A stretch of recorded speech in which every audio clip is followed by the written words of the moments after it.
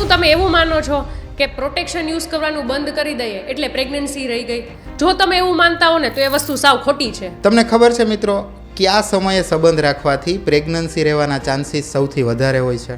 સ્ત્રી બીજ છે એનો સમયગાળો છે ને એ 24 થી 48 કલાકનો હોય અને પુરુષ બીજ છે એનો સમયગાળો છે એ 3 થી 5 દિવસનો હોય.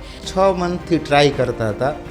બેને આવીને એવું કીધું કે બધા રિપોર્ટ નોર્મલ છે, ક્યાંય કાંઈ ઇશ્યુ નથી, તો બાળક કેમ નથી રહેતું? એ પૂછતા હતા કે પ્રોબ્લેમ ક્યાં આવે છે? પ્રોબ્લેમ ક્યાં આવે છે? શું મિત્રો તમને ખબર છે 70 થી 80% લોકો પ્રેગ્નન્સી પ્લાન કરવામાં આ એક નાનકડી ભૂલ કરે છે. પ્રેગ્નન્સી પ્લાન કરતા પહેલા પુરુષોએ આ રિપોર્ટ્સ તો કરાવવા જ જોઈએ. 30 વર્ષથી નાની ઉંમર હોય તો એટલીસ્ટ 1 વર્ષ સુધી વેઇટ કરીએ તો બરાબર છે.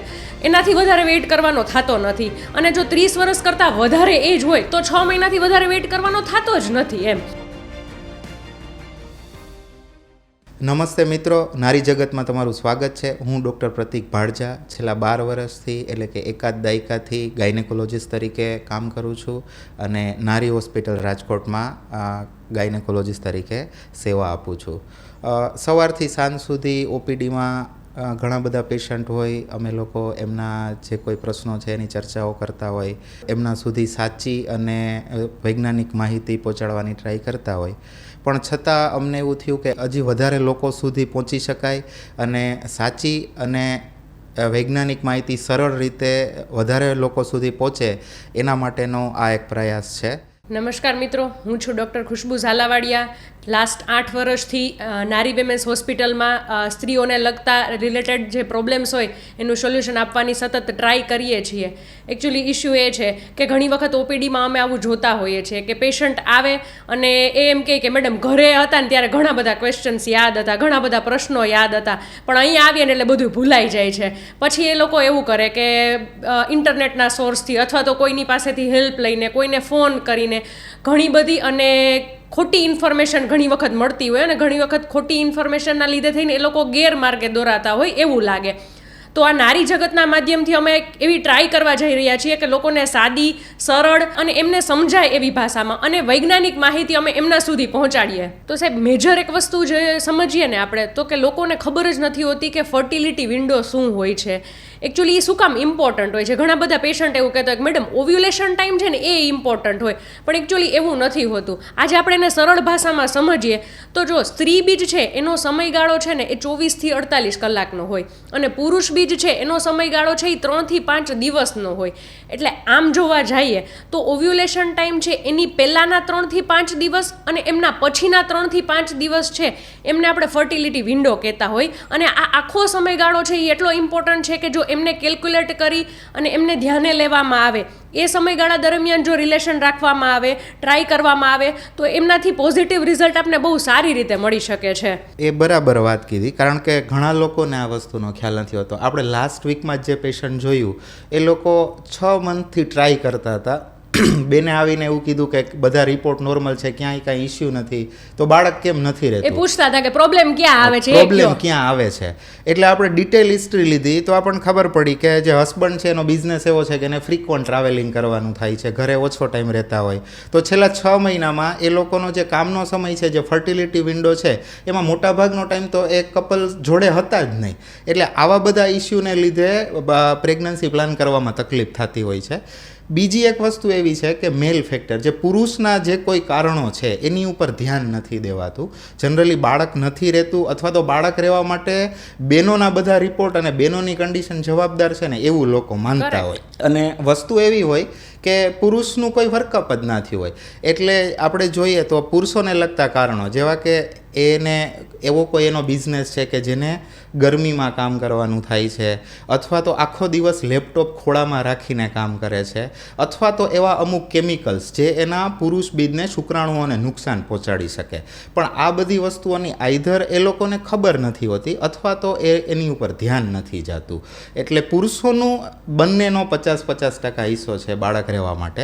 એટલે પુરુષોને લગતા જે કારણો છે ને એની ચોકસાઈપૂર્વક તપાસ થવી જોઈએ અને જો જરૂર પડે ને તો એને યોગ્ય રીતે એને ઇમ્પ્રૂવ કરવા જોઈએ. તમને યાદ હોય તો સાહેબ લાસ્ટ જે હમણાં એક વીક પહેલાં જ આપણે ડિલિવરી કરાવી ને એ પેશન્ટનું સેમ આવું જ હતું કે એ જ્યારે આવ્યું હતું ને ત્યારે આવડી મોટી ફાઇલનો થપ્પો લઈને આવ્યું હતું અને એમના ફિમેલના બેનના બધા રિપોર્ટ થઈ ગયેલા હતા.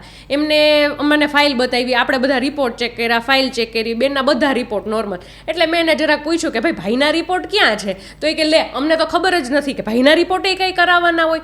પછી આપણે એમના હસબન્ડના રિપોર્ટ કરાવ્યા, એમાં જે કાંઈ ઇસ્યુ આવ્યો, એમાં મોટિલિટી ઇસ્યુ હતો તો એ આપણે ટ્રીટમેન્ટ કરી અને લાસ્ટ વીક જ આપણે એમની ડિલિવરી કરાવી. સાહેબ એકચ્યુઅલી કેવું છે કે ઘણી બધી એવી દીકરીઓ અને ઘણી બધી એવી બહેનો આવીને આપણી પાસે છે ને વ્યથા ઠાલવતી હોય અને એ આપને કહેતી હોય કે ઘરે કોઈ સમજતું જ નથી કે ભાઈ બેયના રિપોર્ટ કરાવવાના હોય, બેયનું પાર્ટિસિપેશન ઇક્વલ હોય, બંનેનો ફાળો 50-50% હોય. આવું લોકોના મનમાં આવતું જ નથી.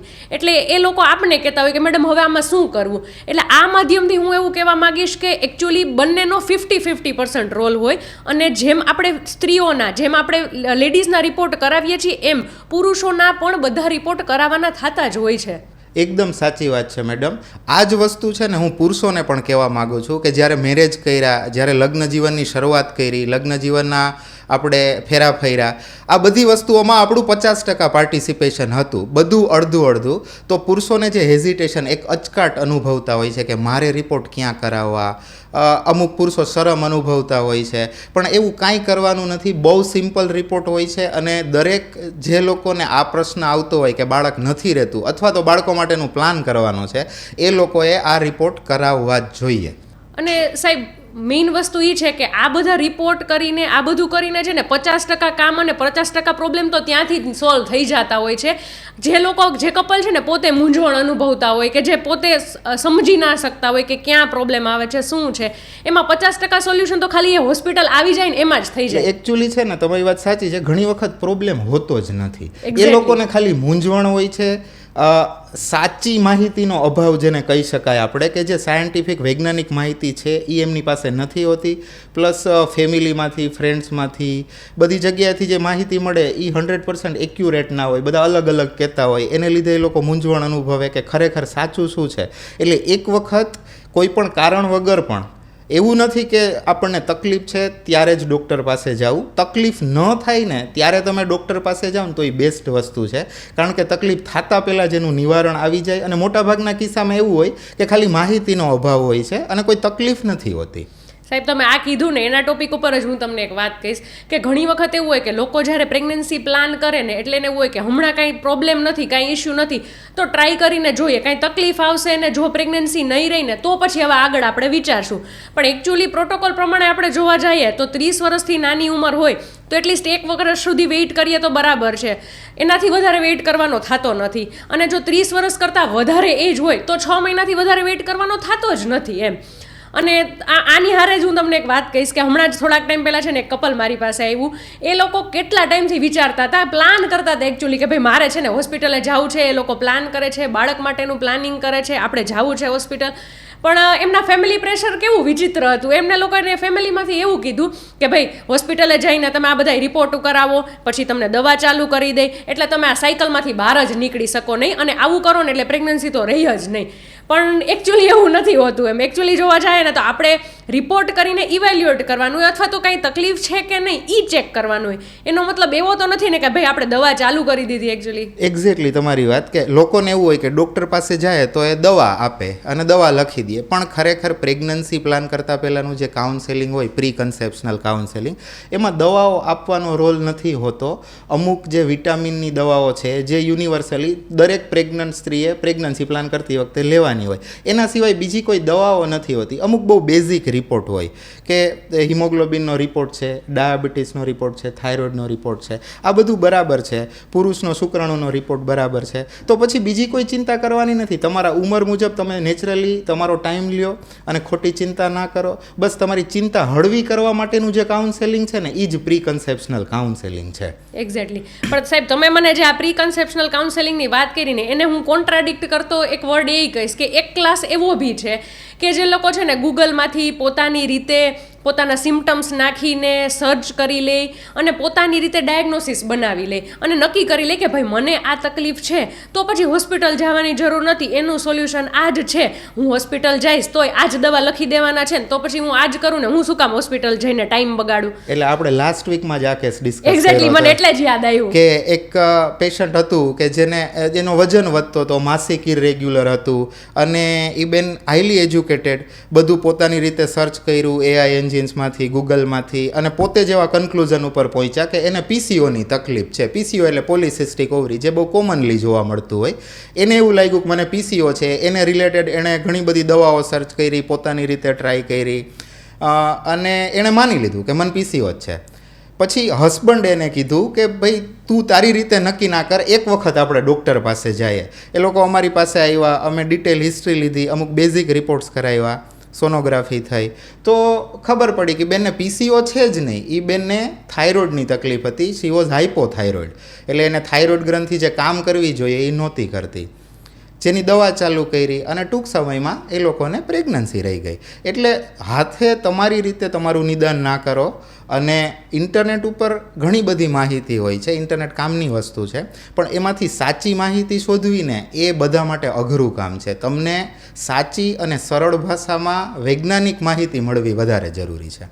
એક બીજી મહત્વની એક વાત કરીએ તો એકચ્યુઅલી કેવું છે કે લોકો એવું જ માને છે કે પ્રેગ્નન્સી પ્લાન કરવી એટલે પ્રોટેક્શન યુઝ કરવાનું બંધ કરી દઈએ એટલે પ્રેગ્નન્સી રહી જાય, પણ હકીકતમાં એવું તો નથી.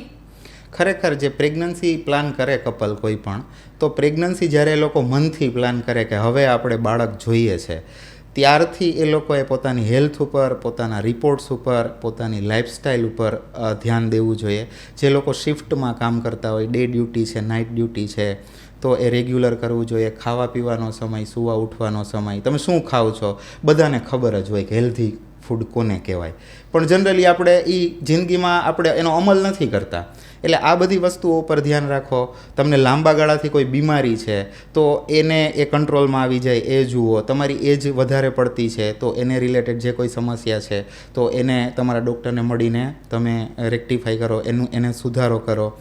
પુરુષોના જે આપણે વાત કરી એ પ્રમાણે એ બધું ધ્યાન રાખો તો પ્રેગ્નન્સી સહેલી ને સરળ થશે, કોઈ જાતની ચિંતા નહીં આવે.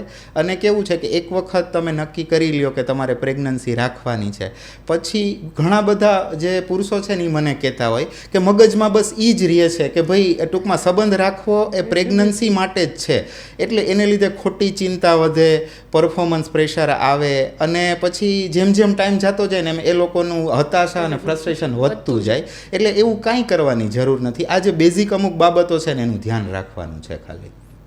મિત્રો, આવી ઘણી બધી નાની નાની બાબતો છે કે જેના ઉપર આપણે અત્યાર સુધી ધ્યાન નહોતા દેતા, પણ હવે આ માધ્યમથી અમે તમને જણાવવા માગીએ છીએ કે આટલી નાની બાબતો છે એની ઉપર આપણે ફોકસ કરશું, એની ઉપર ધ્યાન દોરશું આપણે અને આપણે એ પોઝિટિવ રિઝલ્ટ તરફ પહોંચીશું. જેમ કે આપણે આપણા ફર્ટિલિટી વિન્ડોને સમજીએ, આપણે ઓવર ટ્રીટમેન્ટ કાંઈ ન કરીએ, પણ આપણે પ્રી કન્સેપ્શનલ ફેઝમાં જ આપણે એક વખત હોસ્પિટલ જઈએ અને આપણા બેઝિક જે રિપોર્ટ છે, બેઝિક ચેકઅપ છે એ કરાવીએ. 110% આપણે મેલ ફેક્ટરને ઇગ્નોર ના જ કરીએ.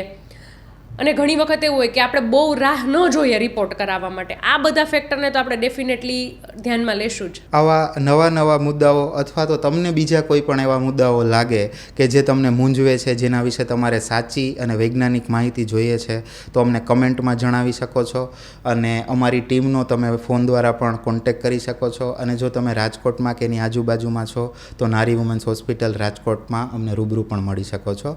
આવા જ નવા તમને મૂંઝવતા મુદ્દાઓ અને સમાજ ઉપયોગી જે વૈજ્ઞાનિક તથ્યો સાથે અમે ફરીથી આવશું. તમારો ખૂબ ખૂબ આભાર. નમસ્તે.